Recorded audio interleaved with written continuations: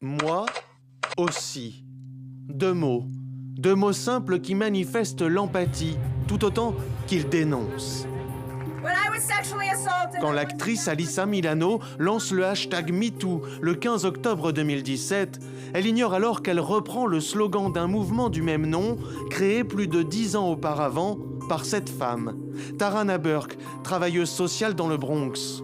En 2006, elle est à la tête d'une association new-yorkaise de lutte contre les violences sexuelles infligées aux petites filles noires issues de quartiers populaires. Quand déferle la vague, l'Amérique de Donald Trump, fraîchement élu, est en prise ou crise de conscience. L'une de ses plus grandes industries, le cinéma, est pointée du doigt. Les plaintes s'accumulent, c'est le début d'une mobilisation sans précédent. La fondatrice du mouvement MeToo sait que son combat est loin d'être fini. Vous savez, il y a 10 ans, un homme comme Harvey Weinstein ne serait jamais entré dans une salle d'audience. Il faut être clair sur ce point. Un homme aussi puissant que lui et d'une telle influence ne pouvait pas être traduit en justice. Nous devons le reconnaître. Nous devons également prendre conscience que le système judiciaire n'a jamais servi les survivantes. En 2017, 24 heures après la publication d'Alyssa Milano, 792 000 tweets mentionnant le hashtag MeToo étaient enregistrés. Sur les réseaux sociaux, dans la presse, à la télévision et dans la rue, des milliers de femmes témoignent, prouvant que le phénomène n'est pas isolé.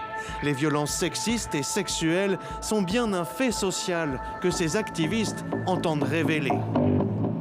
Du discours engagé d'Asia Argento au Festival de Cannes en 2018, au dégoût affiché d'Adèle Haenel en 2020 après le César attribué à Roman Polanski, en passant par les récentes accusations visant Gérard Depardieu, les langues se délient, la parole se libère et se structure, en France par exemple, avec des demandes concrètes incarnées notamment par l'actrice Judith Godrèche.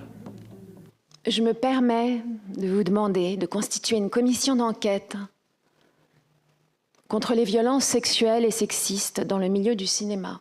Cette petite société du cinéma n'est que le reflet de notre société.